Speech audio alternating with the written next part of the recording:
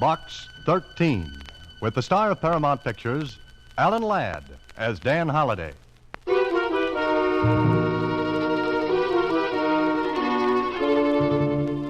Box 13, care of Star Times. They said my son was killed in a drunken brawl. I know he wasn't.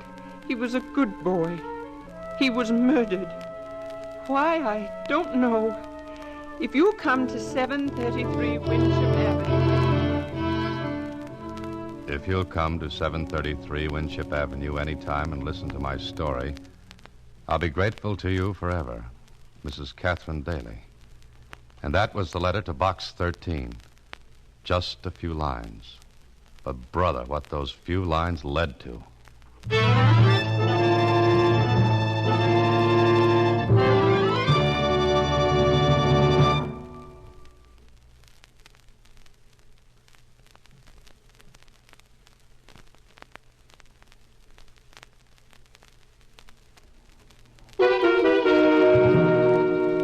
And now, back to Box 13. I get some funny letters through Box 13. Some don't mean a thing. Others are from people who answer all the ads. But this one from Mrs. Catherine Daly, it had a real ring to it. I get so I can spot the letters from cranks and curiosity hunters. They're full of big phrases. It's the simple ones that count, like Susie said. Well, it's short, Mr. Holliday.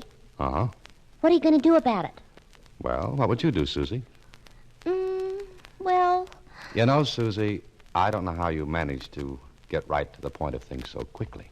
Oh, it's easy. Okay, you talked me into it. I don't know what I'd do without you. I try to make myself indisposable. The word, Susie, is indispensable. What's the difference? None, I guess. All right, Susie, I'm on my way to 733 Winship Avenue.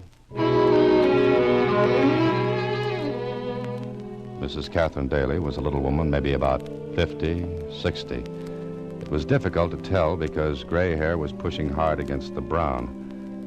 It was her eyes that got me. Maybe not too long ago they'd been able to smile. But now they were dead, lifeless. Something had been taken away from well, inside. She led the way to a little living room, furnished cheaply but neatly. She sat down, pointed to a chair for me, and then... Are you serious about that advertisement, Mr. Holliday? Well, yes, I am, Mrs. Daly. I haven't any money.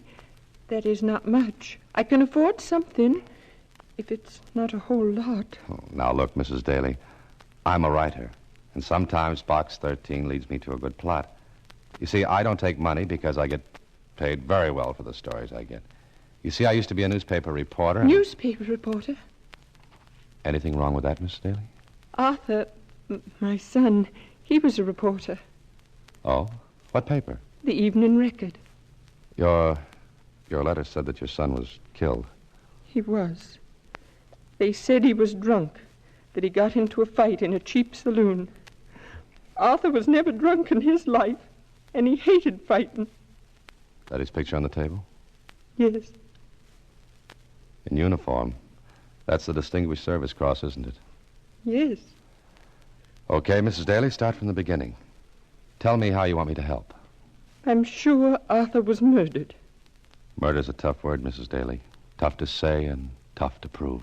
But for a week before he was killed, he kept telling me that we could get out of this house soon, that he was going to make a name as a reporter. But he didn't tell you why? No.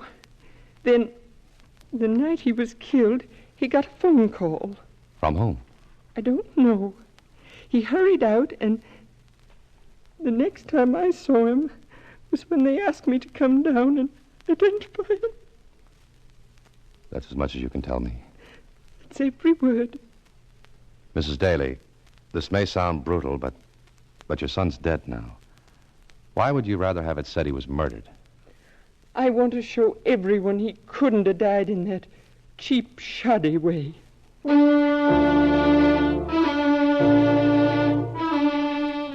Well, that was that. I believed her. Maybe it was the way she talked. Maybe it was her eyes. I don't know. Anyway, I left her house with nothing to go on but what she had told me, and that was little enough. Just that he was on to something would make a name for him as a reporter. Anyway, I went to see what Lieutenant Kling knew about it. About what, Holiday? About the kid that got killed in the saloon brawl? Well, that's what the records show. They show anything else? No, they don't. You know, I like you. Thanks. You can have the next dance. I'm serious. Okay, so you're serious. What about? You're not satisfied with the Daly case either. What makes you think I'm not? Just the way you talk. You don't believe it's right. I believe what the witnesses in that dive said. The Daly kid got drunk. Somebody said something to the girl he was with. Nothing bad, but Daly got mad and started swinging. And? And he ended up in the red. You didn't arrest anybody? Look, we get a dozen calls a night from down at the hill places like that. Somebody's always getting pushed around, roughed up, killed. Some of the things don't even hit the newspapers. Run-of-the-mill stuff. Sure. But look, Kling, what kind of guys get killed in places like that? Bums, winos, characters who hang out in those joints. But not a kid like Daly. And you're an honest cop. What was that crack for? For a compliment. The Daly thing bothers you because you know as well as I do that something's wrong about it. Then you tell me. I'll try. Later. Now, look, Holiday, I'm not on the case anymore. Homicide's got enough to do without running down a fight in a saloon. But, But what? I don't like it. You're right. I knew I liked you. Okay, I'll marry you in the morning. The place you want is 183 River Street. Oh, nice neighborhood. Right. The cops go in quartets down there. Thanks. See you later. And for the love of Mike, don't end up on the meat wagon like Daly did. Kling was right. It wasn't a neighborhood to raise kids or anything else. And the place I wanted was called the Riverview. Fancy name. Oh, a great place. I stepped over a couple of boarders spending the night on the doorstep and walked inside. There was a tinny piano played by a guy mechanically banging out a tune that its own composer wouldn't have recognized. The bar was set at the back facing the door. I went over to it. The bartender took a long, good look at me. I must have looked strange. I was wearing a necktie and a shirt. He walked over. Yeah? What's with, Bud? How are you? Awful. You? Practically dead? Okay. Now that we know each other, what's on your mind? What do you got to drink? Arsenic? Want some? Straight. Water on the side. Funny man, ain't you? Sure. Look, what do you want? A drink, maybe? No, you don't. That suit you got on cost maybe 150. The tie, $5. Any cook who comes in here dressed like you don't want a drink. All right. You win. Swell. Slumming, huh? No, looking. For what? Last week there was a fight in here. A kid got killed. Arthur Daly. I didn't see nothing. My back was turned. Did you ever see the girl who was with Daly? I told you I didn't see nothing. Oh. All through the fight, you just kept your back turned. Yeah, I hate fights. Can't stand the sight of blood. That what you told the police? Same thing. Who were the witnesses? Look, when a fight starts in here, there ain't no witnesses. Everybody's blind. That makes it easy.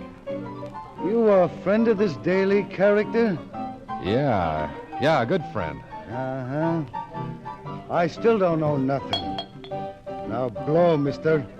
Out. Get it out. He knew something, all right, but he was clammed up tight. I left and walked up the street. I was close to the spot where I'd parked my car when I heard something. I stopped. Somebody was tailing me, following me from the saloon. Okay, somebody didn't like me nosing around. I walked past my car. Just ahead of me was an alley, and pulling out of the alley was a truck. I walked a little faster. I got to the alley, skirted around back of the truck so that my trailer would lose me for a couple of seconds. Then I stepped inside a doorway. It was dark. The truck pulled away. I waited. Then I heard the steps. He didn't know where I'd gone, But if he was going to pick me up again, he'd have to pass the doorway where I waited for him. Come here. Oh, let go, you hurt me. Shut up. Oh, please, mister, I ain't no crook. I wasn't going to put this thing on you. What's the idea of tailing me? I heard you talking to barkeep back there. I wanted to talk to you, honest, that's all. You could have caught up with me before this. Gee, mister, I didn't want anybody to see me, honest. All right, talk. Oh. You want to know something, huh? Come on. What do you want to say? Well, honest, I might get in trouble. Look, I got to know I'll get something out of this, eh? Spill what you've got, and we'll see how much it's worth. Maybe a $5? Maybe. Go on, talk. Look, I could get in bad trouble. You are right now. Oh, all right. Oh, all right, make it a $5. What do you know about Arthur Daly? I saw the fight. I saw the whole thing. Did you tell the police? Me? I don't get nothing to do with the cops. All right, tell me. This guy that was bumped, he didn't start the fight. Who did? A pug. Ex-pug named Billy Connor. The Daly guy didn't have nothing to do with starting it. It was a frame. Was Daly drunk? No, he had one drink. The girl slipped something in it. I saw her. She was a good looker, so I was watching her. Do you know her? Me? Me know a dame like that? Nah. All right, well, here's your $5. Now, keep your mouth shut, understand? Oh, sure. Maybe you'd like to know something else, huh? What? Oh, mister, ought to be worth something. All right, here. Oh, thanks. You ain't been out of the joint down the street more than a couple of seconds when the barkeep goes to the phone. So? I heard him tell somebody that you was nosing around. Mister, something tells me that you're in bad trouble right now.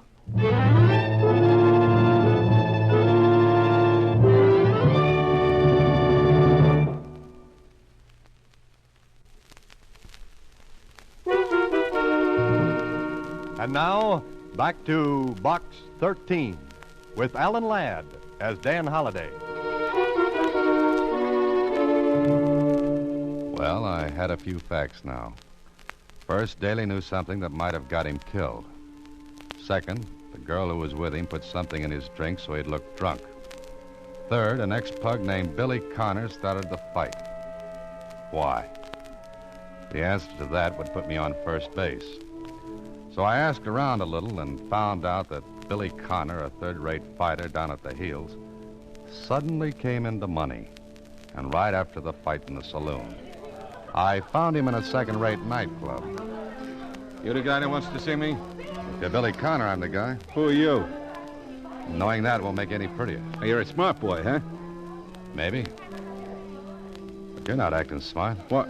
What are you talking about? You're making too much splash, Connor. The boss doesn't like it. People might start asking questions about the money. The money you got for killing Daly. Me? Oh, no, I just started the fight. Then I ducked. Somebody else banged his head for him, not me. Ah, that's the way it was, huh? Sure, you know. Who are you, anyway? Forget it, Connor. Wait a minute, fella. Why'd you say that's the way it was? Didn't you know? Sure I knew. You ain't from them.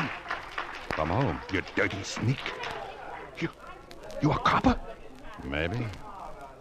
Think it over, Connor. Hard. I left him standing there with his mouth open. I thought I'd found out what I wanted to know. But Kling told me... Doesn't mean a thing. You can't prove anything, Holliday. What if I get proof? How? You've got the name and address of the girl Daly was with the night he was killed. And you want him, is that it? You could get hurt. Meaning you won't give me the girl's name. Meaning that if I do, you're on your own. I'll take that chance. Do I get a name and address? Eileen Simmons, 4674 Roberts Drive. And I hope you get more out of her than we did. I hope so, too. I didn't like walking up a blind alley with murder at my back and maybe in front of me. I got to the girl's home, a boarding house in the shabby section, and took a look at the mailboxes downstairs. While I was walking up to her flat, something tingled the back of my neck. Something that screamed a warning. I got to her flat.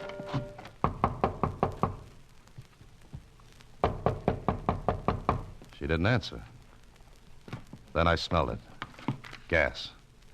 I stooped down, and one look at the crack between the door and the sill was enough. It was stuffed with newspapers. There was only one thing to do.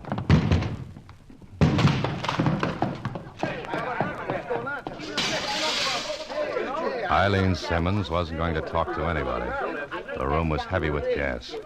The window I broke let in some air. Scared faces stared in at the door. I smashed open, then I yelled at them. "You call the police. Ask for Lieutenant Kling. Go on, hurry." I took a quick look around before I left. In one closet was a fur coat. And from what I knew about fur, this one took money to buy. It had her initials embroidered in the lining. But it didn't fit with the cheap flat. Well, I thought it was about time to make a trip to the Evening Record, where Daly worked as a reporter. Some of the boys knew me, so it was easy to get to talk to Daly's editor. I don't know, Holliday. All I know is that Daly promised me a big story. Something he was working on. Now, look, Charlie. Any idea what it was? None. The kid was close-mouthed. Oh, but you must have some idea. Didn't he give you any hint? Just that it was big and would blow off the top of the building when we printed it. How long did he work for you? Oh, about 6 months, no more. What big assignments did you give him? None. Routine stuff. He didn't have enough experience. Just out of journalism college when the war broke. Went through it. Then served at the war trials in Germany. And in the 6 months with you, there wasn't anything important enough to get him killed, huh? No, there wasn't. Oh, let's see. We sent him on a routine assignment to San Carlito and... San Carlito? What's that? Just one of those little islands in the West Indies. The paper's doing a series on Latin American neighbors, and we... Anything there that might have been the big story? You mean what he was talking about? Yeah, that's it. How long after he got back did he begin to talk about the something big? Hey, just about the same day he walked in here. Where's his desk? Just outside this office. Oh. All his stuff in there? Well, most of it. We were going to send it to his mother, but, well, you know how things are. It was too soon. We figured we'd wait. And... Come on, let's take a look.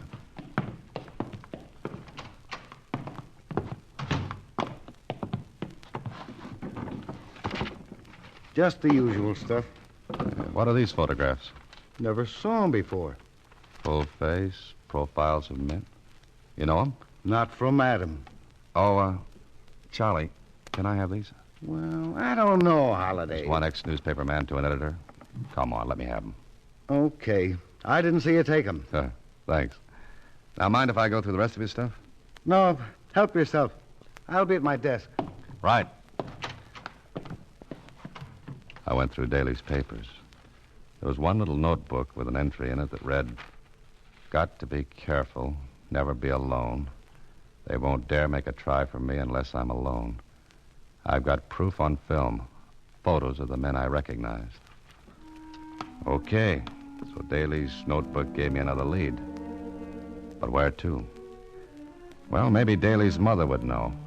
I looked at my watch, but it was after midnight, so I figured it was too late to see her, and I decided to wait until morning. I wish I'd have gone right then and there.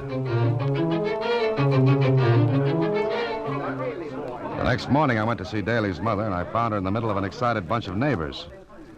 When I got her alone, she told me what was up. There were burglars. They ransacked Arthur's room. Well, let's take a look. But there's nothing missing. Well, let's look anyway. They went through all the drawers. You didn't hear them? No, I slept right through it. Uh-huh. Mrs. Daly, what could they have wanted? I don't know. There's nothing of value here. Look, when Arthur came back from San Carlito, did he bring anything with him? Why, I don't think so. A camera, maybe?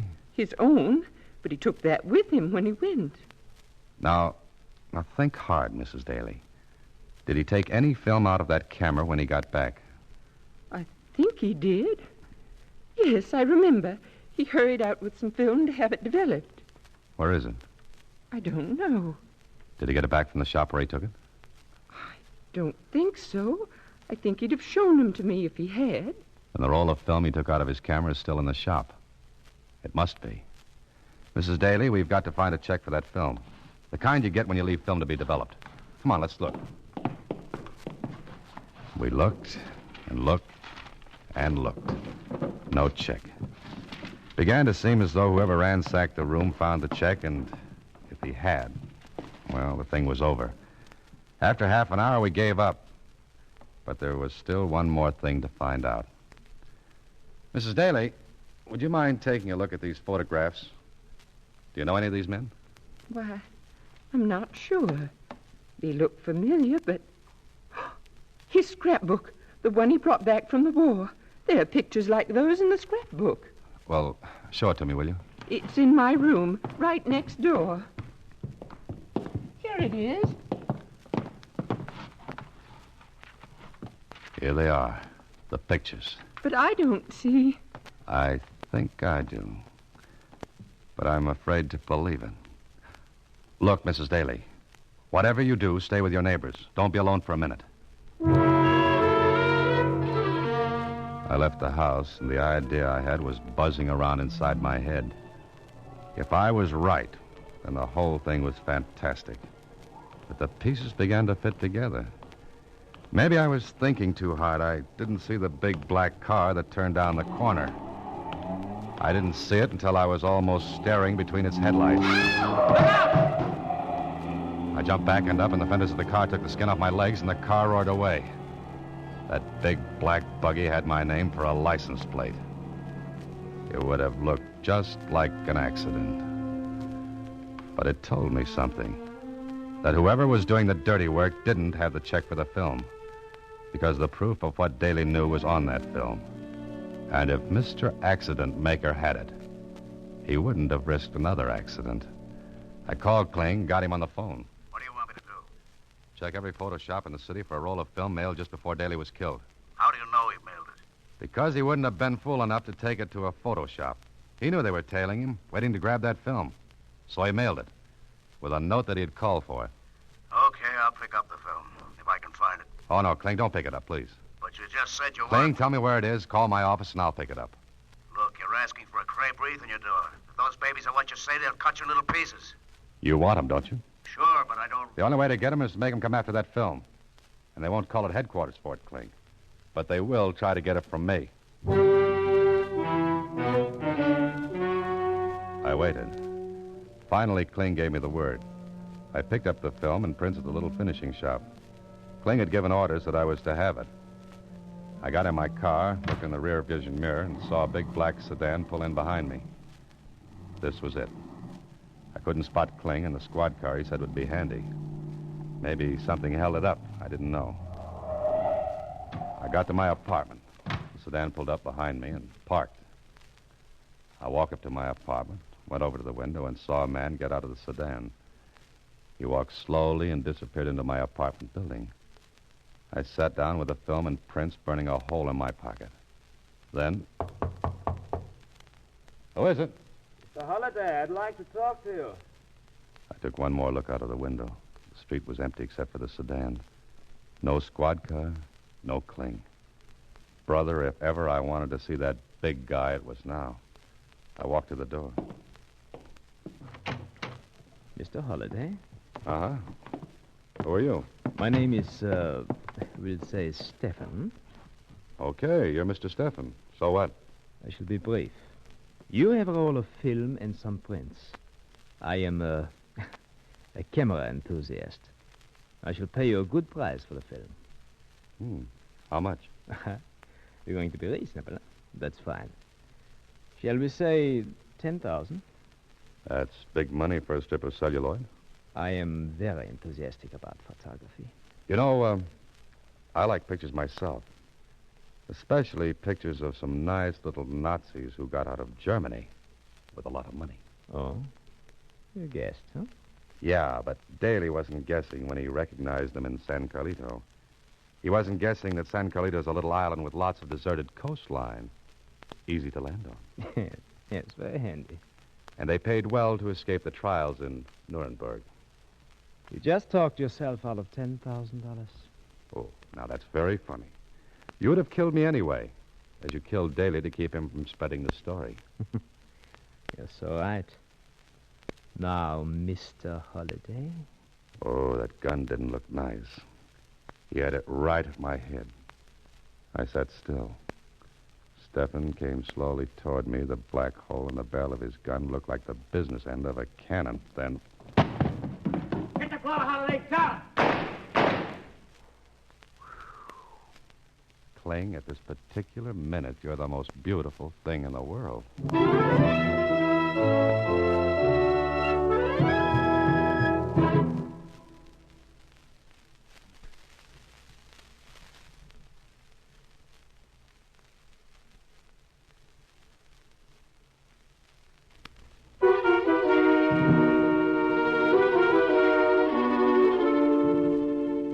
What happened, Mr. Holliday?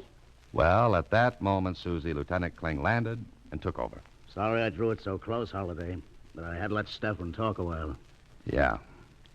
But by the way, where was that squad car? Well, there wasn't any. The squad car would have scared Stefan away. I had to make it look safe.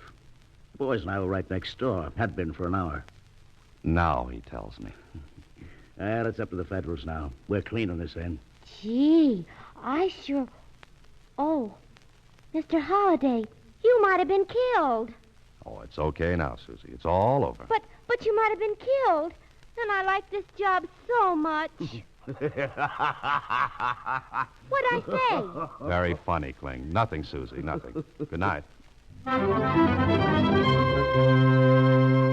Next week, same time, Alan Ladd stars as Dan Holliday in Box 13.